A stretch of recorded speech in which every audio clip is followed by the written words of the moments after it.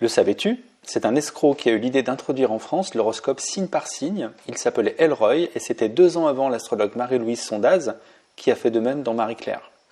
Oui, en France, l'horoscope signe par signe, ça a d'abord été un outil pour escroquer des gens. Avec d'autres escrocs qui se faisaient passer pour des professeurs à l'époque, il a inondé la presse pendant des années de petites annonces promettant le bonheur. On était dans les années 30 et l'horoscope signe par signe a été sa dernière annonce avant que la justice ne s'intéresse à lui. L'idée était que les personnes étonnées par ses prédictions à la noix, il recyclait évidemment les mêmes paragraphes, comme ça se fait encore aujourd'hui, le contactent et qu'il essaye de leur vendre ensuite des poudres magiques et autres parfums propres à chaque signe astrologique. Ça vous fait penser à quelque chose? Un business qui payait bien et dont usent encore les marques aujourd'hui. Le format signe par signe a été repris ensuite en France par les astrologues. Alors ils avaient peut-être de meilleures intentions, mais le résultat est le même. Et on sait tout ça parce qu'il y a eu un grand procès en 1939.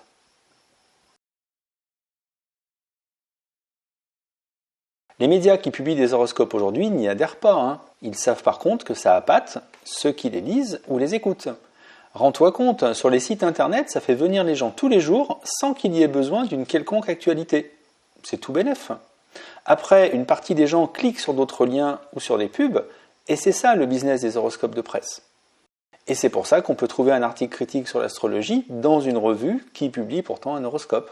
C'est pas tout à fait une contradiction.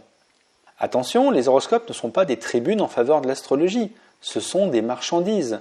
D'ailleurs, c'est de la très mauvaise qualité en termes d'astrologie, les astrologues sont les premiers à le dire. Pour moi, les horoscopeurs et autres influenceuses astrologues ne se rendent pas compte que les médias et les marques se servent d'eux en fait. L'astromarketing n'a rien à voir avec la valeur de l'astrologie. Ces astrologues font partie du système. Encore plus sur les réseaux sociaux, genre TikTok, Instagram et compagnie. En vous faisant venir sur les plateformes, vous participez au financement de celles-ci par les publicités. Ah oui, quand un astrologue vante votre grande honnêteté, votre courage, votre intelligence à cause de votre signe astrologique, c'est pas que de la bienveillance, c'est aussi de la flatterie. Parce qu'en prison, il y a des tueurs et des truands de tous les signes astrologiques en fait. Et c'est pour ça aussi que ça marche bien. Quand on est flatté, on est moins méfiant. Donc on peut acheter des consultations, des marques qui sponsorisent, ou n'importe quoi. Et d'autres personnes se sont déjà inquiétées des dérives que peut provoquer l'astrologie, et depuis longtemps. Pendant des siècles et des siècles, vous savez peut-être que l'Église a multiplié les condamnations. D'abord parce que l'astrologie était presque exclusivement prévisionnelle, et qu'elle s'opposait donc à l'idée de libre arbitre, mais aussi parce qu'elle était considérée un peu comme une porte ouverte vers des pratiques païennes. De même, à la fin du XVIIe siècle, dans un royaume de France gouverné alors par Louis XIV, il y a eu de nombreux morts par empoisonnement. Et les astrologues ont été chassés du pays par l'édit de 1682. Alors on est d'accord, les astrologues ne sont pas des empoisonneurs, c'est pas ce que je dis. Mais laissons le commissaire de police Delamarre nous expliquer les choses dans son traité de la police paru au XVIIIe siècle.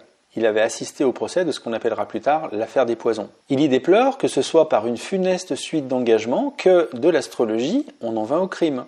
La crédulité a été la première étape d'un parcours criminel qui a commencé avec de vaines curiosités, puis qui est passé des vaines curiosités aux superstitions, des superstitions aux impiétés, et enfin des impiétés au sacrilège.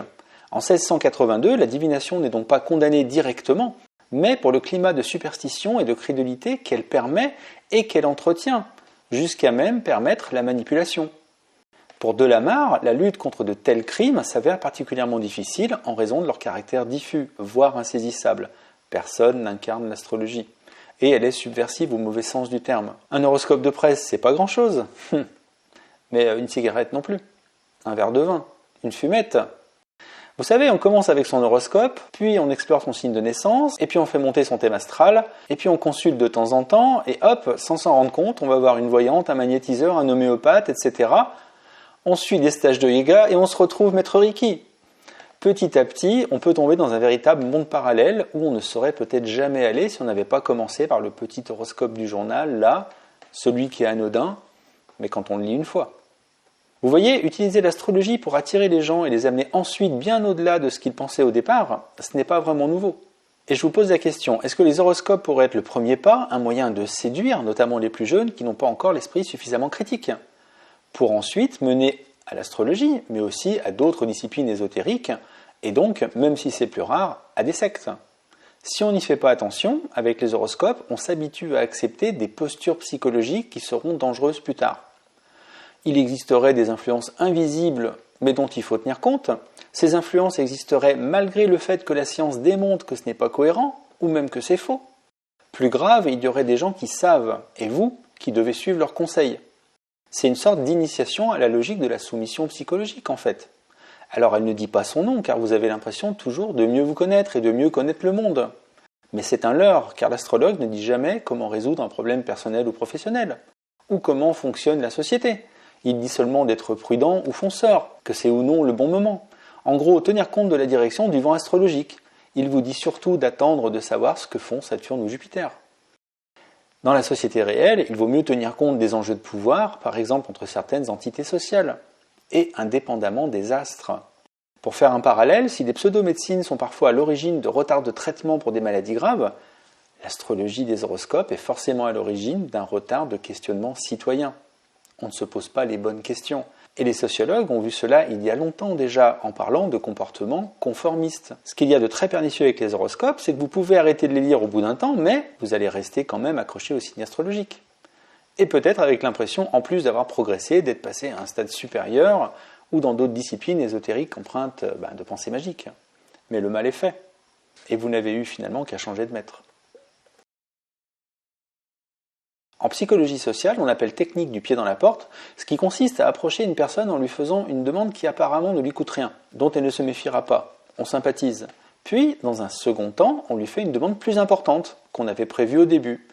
Et on a bien plus de chances d'obtenir d'elle ce qu'on n'aurait pas obtenu en une seule fois. Au milieu du XXe siècle, l'astronome Paul Couder écrivait déjà « Selon le prince de nos astrologues, cette futilité est un heureux commencement. Elle fera le lit un jour de pratiques plus rentables. » Si vous n'aviez jamais lu l'horoscope de votre signe, est-ce que vous seriez intéressé au signe astrologique ? Dès la fin des années 60, les sociologues pensaient déjà que les horoscopes signe par signe ont permis ce qu'ils ont appelé l'alphabétisation zodiacale. Oui, ça peut paraître bizarre, mais il y a encore 70 ans, presque personne ne connaissait son signe. Ce n'est pas une astrologie ancestrale. Or, si on regarde bien les horoscopes, comment sont formulées pas mal de prédictions ? Au lieu de dire « Vierge, arrêtez d'énerver votre entourage », on va peut-être vous dire « Vierge, vous qui êtes pointilleuse et sensible aux petits détails, arrêtez d'énerver votre entourage. » Ou alors, au lieu de prévoir « Balance, vous saurez mettre votre charme en avant », on vous dira « Balance, vous aimez plaire, séduire, et vous saurez mettre votre charme en avant. » Mais si vous entendez ce genre de choses des centaines de fois par an, en fait, l'horoscope vous initie à l'astrologie des signes, le vôtre et celui des autres, sans que vous vous en rendiez compte. Voilà qui permet des questions qu'aucun astrologue ne pose jamais. Alors, êtes-vous né Gémeaux ou Lion ou n'importe quel autre signe, ou bien êtes-vous devenu Gémeaux ou Lion, à force d'entendre parler des signes astrologiques, puis de les utiliser? L'astrologie des signes est-elle de la connaissance de soi ou bien de l'autoprogrammation?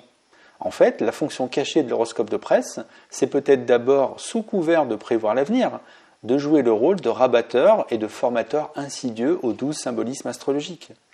Et peut-être même de servir de porte d'entrée dans le domaine ésotérique, mais sans forcément que ce soit guidé par quelqu'un. Donc même pas sûr que les astrologues s'en rendent compte. Mais les astrologues ne sont pas les mieux placés pour parler objectivement de l'astrologie, on ne le répétera jamais assez. Je pense d'ailleurs que l'astrologie des signes a échappé aux astrologues du milieu astrologique. C'est un phénomène émergent qui vit sa vie depuis quelques dizaines d'années au gré de la place que lui accordent les médias. Ce qui dépend finalement d'astrologues stars, non pas savants, mais qui communiquent bien dans les médias ou aujourd'hui sur les réseaux sociaux, et qui ne connaissent en général même pas les travaux scientifiques ou même historiques sur leur discipline. Ils font donc perdurer les mêmes erreurs fondamentales en entraînant leurs followers, toujours plus nombreux, avec eux. Un vrai prisme médiatique pour un phénomène dont personne ne sait quelles sont vraiment les limites de son influence, notamment en termes d'attraction vers l'ésotérisme, je me répète. Parce que beaucoup croient que l'astrologie des signes est à l'image de l'astrologie antique, mais il n'y a rien de plus faux, c'est très récent. Je pose la question, pourquoi n'existe-t-il pas de travail scientifique cherchant à évaluer l'influence réelle des horoscopes sur les gens? Ou s'ils n'en ont pas?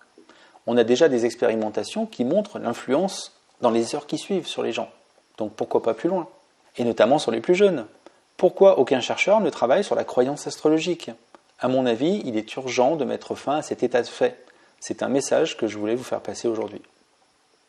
À bientôt peut-être sur ma chaîne Astrocept.